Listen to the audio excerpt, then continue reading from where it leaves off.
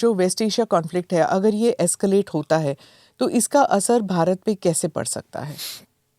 Again a very interesting question. देखिए, भारत का जो एवरेज मुसलमान जो है उसके दिमाग में वेस्ट एशिया का और जो इस्लामिक जगत है अरब वर्ल्ड, उसका बड़ा एक सेंस ऑफ ऑ है। आप एक चीज़ नैरेटिव हमेशा देखेंगे यहाँ पर कि आप बात करें कश्मीर में जाकर के, सर हमारे साथ 57 OIC कंट्रीज़ हैं, है ना, अरब ममालिक हमारे साथ में आते थे। और भी आप देखेंगे जाकर के, चाहे वो केरला में जाएं, वेस्ट बंगाल में जाएं, तो जो इनकी जो कनेक्शंस हैं वेस्ट एशियन जो बड़ी बड़ी चैरिटीज़ हैं, चाहे वो अल हरामीन हो, चाहे वो आपका जो टर्की हो, कतर, उनके साथ बड़े रोबस्ट लिंकेजेस हैं। पनवेल और पैलेस्टीन का कनेक्शन है, बिल्कुल, जैसे तालिबान, देवबंद वगैरह सारा का सारा। तो बात ये कि अगर जैसे अभी इजराइल का जो वहाँ पर जो हमास वाला सारा जो अटैक जो वो हो रहा है सर से, यहाँ पर इतने हर जगह प्रोटेस्ट हो रहे हैं सर से। आपने देखा होगा अभी वो ईरान के ऊपर जो सारा जो ईरान के अंदर लोग जनता प्रोटेस्ट कर रहे हैं, इधर कारगिल के शिया जो हैं खड़े हो गए हैं, ठीक है, वो प्रोटेस्ट कर रहे हैं कि साहब इंडिया को कहो कि इंडिया ईरान को सपोर्ट करे, ये करे, सारी चीज़। तो कनेक्शन एक मेंटल कनेक्शन है।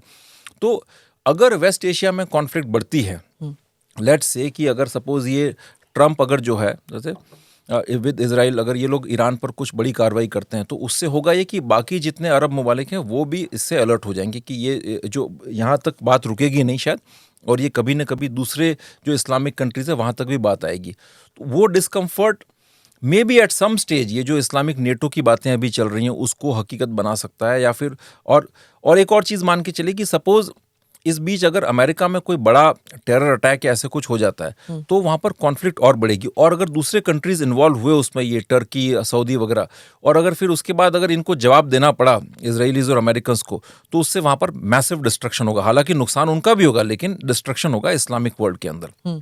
और अभी इजराइल के पास अब वो चॉइस बची नहीं। देखिए, इजराइल जिस शेर पर सवार होकर के आगे निकला है, उन्होंने वो गाज़ा को फिनिश कर दिया, सीरिया के अंदर सारा बदल चुका है, हिजबुल्लाह के अंदर, वहाँ पर लेबनान वगैरह के अंदर वो किया है।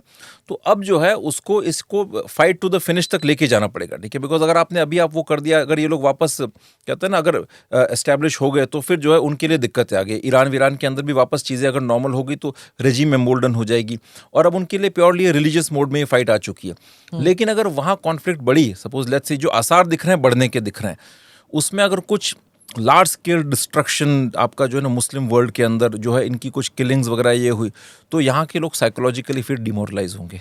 यहाँ का जो मुस्लिम जगत है वो साइकोलॉजिकली भारी डिमोरलाइज होगा कि ये क्या कयामत आ गई है दीन के ऊपर। क्योंकि वो ऑलरेडी जो ये लोग वर्ड यूज़ करते हैं यहूद व हनूद की साजिश, मतलब हिंदू, हनूद मतलब हिंदू और यहूद मतलब ज्यूइश, इजरायली। तो ये जो वो मानते हैं कि इजराइल, इंडिया जो मुस्लिम वर्ल्ड में परसेप्शन है, और ये अमेरिकन्स ये बड़े दुश्मन है इस्लाम के, ठीक है। तो अगर वहाँ पर कॉन्फ्लिक्ट बढ़ती है तो यहाँ पर इनका मोराल काफ़ी डाउन होगा आपका जो है सर से। तो वो हमारे लिए एक बहुत बेहतरीन मौका है भारत सरकार के लिए, क्योंकि तब दुनिया में किसी के पास समय नहीं होगा कि ये पता करने के लिए कि साहब आपने वहाँ पर जो है किसी को थप्पड़ मार दिया, किसी का ह्यूमन राइट्स वायलेट कर दिया, वो कर दिया, जो नॉनसेंसिकल इश्यूज है ना कि आप रोहिंग्या को क्यों निकाल रहे हैं। हमने यही सोचा था सिंदूर के टाइम कि कोई भी वेस्टर्न पावर जो है वो पाकिस्तान का सपोर्ट नहीं करेगा, और पहले 2 दिन में ऐसे ही लगा था। व्हेन अमेरिका से यही आवाज़ आई कि it's your war, your issue, you sort it out, उसके बाद सारे के सारे पाकिस्तान के साथ हो गए। So I don't know about this is true और नॉट। उस वक्त देखिए, वो मैं उस बात कर रहा हूँ, जब मैं एक हाइपोथेटिकल सिचुएशन की बात कर रहा हूँ, मैं भी हाइपोथेटिकल कह रही हूँ कि जब ये इफ वी प्रिज्यूम कि अगर this becomes a big thing, तो हमारे यहाँ जो मुसलमान है वो सोचेंगे कि oh my God this is happened, let's stay away from this. वो भी तो हो सकता है ना? उनके वो सब करेंगे। देखिए, वो 2 चीज़ें हो सकती हैं। वो कुछ हो सकता है उसके अगेंस्ट प्रोटेस्ट करने की कोशिश करें, एक वो स्टे अवे वाला भी फेज आएगा, ठीक है। हाँ। लेकिन उस फेज में आपको बेवकूफ़ नहीं बनना है उस फेज के अंदर, ठीक है। That is the best time, जब दुनिया को फुर्सत नहीं है कि ये इन सब सारी छोटी छोटी चीज़ों के लिए झगड़े, जब ग्रेट पावर्स आपस में क्लैश हो रहे होंगे, जैसे ये यूक्रेन वाला जो वॉर, जैसे चाइना कर रहा था। हाँ, यस, तो जब आपस में जब ऑपरेशन डेजर्ट स्टॉर्म वगैरह वो सारे चल रहे थे, तो दे वर डेवलपिंग देयर ओन। आप जो है यहाँ पर तब बड़ी विद क्लियर फोकस, उस वक्त जो है, क्योंकि पूरी दुनिया में किसी को फुर्सत नहीं है आपकी छोटी छोटी चीजें हैंडल करने के लिए। यूरोपियंस भी जो है अब उनकी अंदरूनी समस्याएं इतनी बढ़ने वाली हैं, इकोनॉमिक प्रॉब्लम्स, नेटो उनको शायद छोड़ देगा ना, जिस रास्ते पर ट्रम्प जा रहे हैं। तो इसलिए उनके पास शायद वो उतना चिल्लाएंगे जरूर। देखिए, परसेप्शन, नैरेटिव, वो बात चिल्लाने की अलग होती है, लेकिन लेकिन जो रियल वेयर विदॉल जो है ना वो उतना नहीं होगा।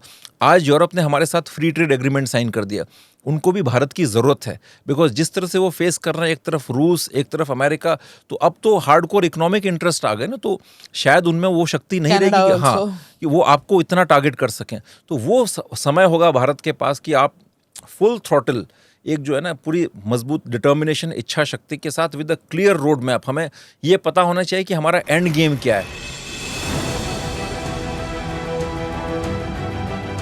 नमस्ते, जय Hind. You're watching ANI podcast with Smita Prakash. अगर हम उसको मस्जिद कहेंगे तो फिर विवाद होगा।